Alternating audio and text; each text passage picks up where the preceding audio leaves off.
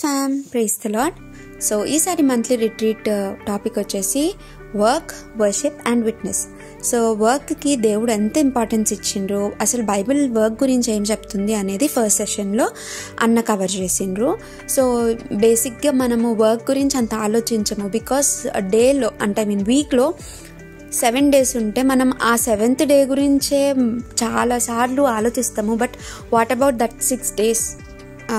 దేవుడు ఏం చెప్తున్నాడు, మనం పనిని ఎలా చేయాలి అనేది డిఫరెంట్ పర్స్పెక్టివ్లో అన్న ఎక్స్ప్లెయిన్ చేసిండ్రు. So it was a great time.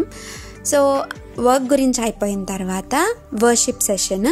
So before going in to that మాకు చిన్న యాక్టివిటీ అక్క ఆడిపించారనమాట.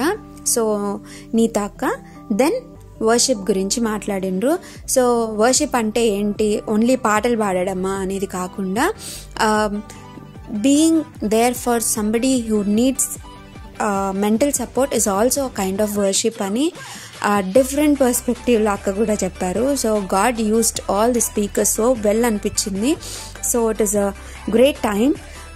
తర్వాత విట్నెస్ గురించి. సో అప్పటికే కొంచెం లేట్ అయిపోయిందని చెప్పేసి విట్నెస్కి మేము ఏం చేసినామంటే రోల్ ప్లేస్ లాగా. So how can you be witness in family, in office, in your neighbourhood అనేసి, వితౌట్ టెల్లింగ్ ద గాస్పుల్ చెప్పకుండా మన లైఫ్ని ఎట్లా విట్నెస్గా చూపించవచ్చు అనేది ఇలా డిస్కస్ చేసినాము.